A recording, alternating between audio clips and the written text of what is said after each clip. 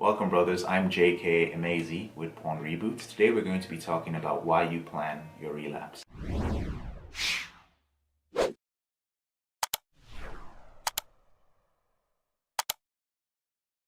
Now in previous videos over the last week, I've spoken about the different stages of your porn addiction cycle.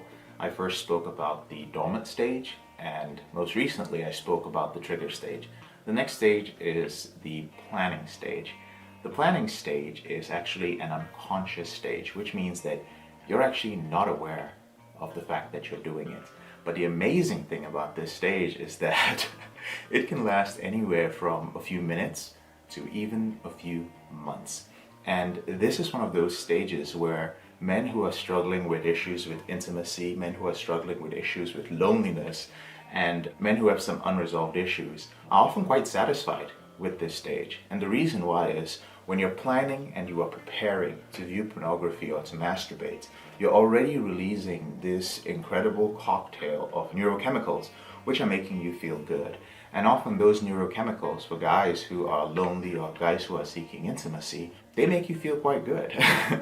They're your drug of choice, because you understand that once you watch pornography and you orgasm, you ejaculate, you're no longer going to feel that way. So then you're going to feel a little bit depressed, you're going to feel a little bit down, and then you're going to start experiencing all the more negative symptoms of your porn addiction.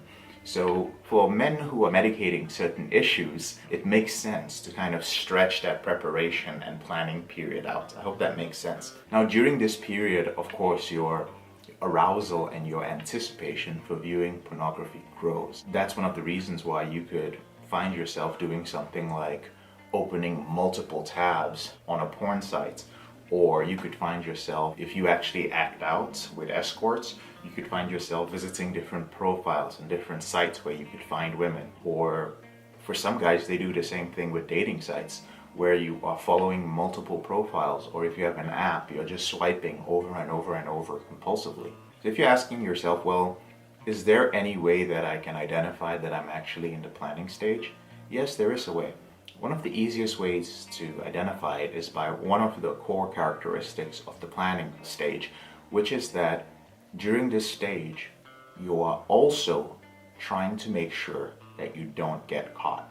I'll say it again. During the planning stage, even though your anticipation and your arousal is increasing, you're simultaneously making sure that you don't get caught. So in a planning stage that lasts for a couple of minutes, let's say somebody leaves the house and you're alone and you find an opportunity to view pornography, your preparation and planning could be as simple as double checking to make sure the door is locked, closing the blinds, making sure that your camera is blocked, making sure that nobody can catch you engaging in that behavior.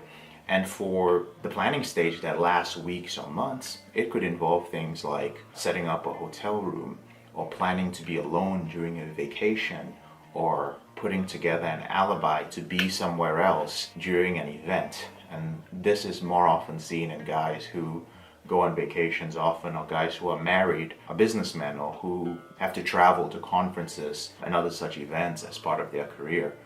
And you're not really aware when you're doing this, but I found that with my clients, pointing out this particular part, the fact that you're trying to prevent yourself from getting caught, is one of the easiest ways to kind of bring yourself back to reality. Like, why are you hiding this, right? You're not viewing pornography, you're not masturbating, but why are you trying not to get caught? It's simple, because you are preparing yourself to engage in your acting out behavior, which is, viewing pornography or masturbating. The reason why you do this, the reason why you plan, the reason why it sometimes takes so long, and the reason why you try to hide it from other people is quite simple. It's because you are in deep denial of your behavior in most cases. I've spoken to men who swear up and down that I don't watch porn, I don't masturbate, and I ask, well, did you look at anything lately? And you're like, yeah, I just looked, but I haven't really been doing anything. Then there are also other men who are a little bit more aware of the situation. You might be one of the men who says, I think I'm headed for a slip. And I'll ask, well, why? And you say, well, because I found myself like on dating sites more. I found myself just kind of going to certain sites a little bit more, but I haven't done anything. And this is great because it's possible that you're one of those men who is catching himself right before he gets into the planning stage. The planning and preparation stage is one of the reasons why I tell men to stay away from dating apps and dating sites early in your reboot. And the reason why is that you can unconsciously fall into the preparation stage. So let's say you've gone a few months without porn and masturbation and you decide that you want to hop on a dating site or a dating app and meet women. The next thing you know is you're swiping innocently enough through this site. But before you know it, you're spending a lot of time there. And the justification is, oh, I just wanted to get back on it for the 12th time today because I wanted to see if she responded to me. But it has become a compulsive behavior. And you start noticing that you're releasing a lot of the neurochemicals you used to release prior to relapsing. All that app or that dating site is doing is prompting you by using the same neural pathways that were used when you were using pornography to go into the preparation or planning stage of your addiction cycle. So that's one of the reasons I tell men to be very wary of using dating apps and dating sites early in your reboot. So that's it, brothers. That is the reason why you plan your relapse. As I mentioned earlier, the reason why was because of the denial you find yourself in. And what I'm going to be breaking down in one of our next videos are all the different reasons and all the different ways that you deny this particular stage of the porn addiction cycle. All right? So brother, I hope you learned something from that. If you found it helpful and you'd like to gain access to more videos like this, go ahead and click the subscribe button at the lower right hand side of the screen.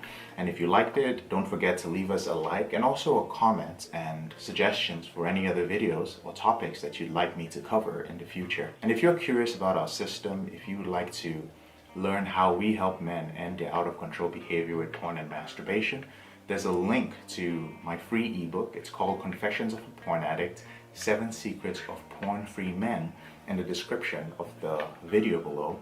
Also, if you would like to be part of a community of men who are actively ending their out of control behavior, who are seeking accountability, who are seeking support, who are supporting each other through this journey, you can also join our free Facebook group, and there's a link to it in the description of the video as well.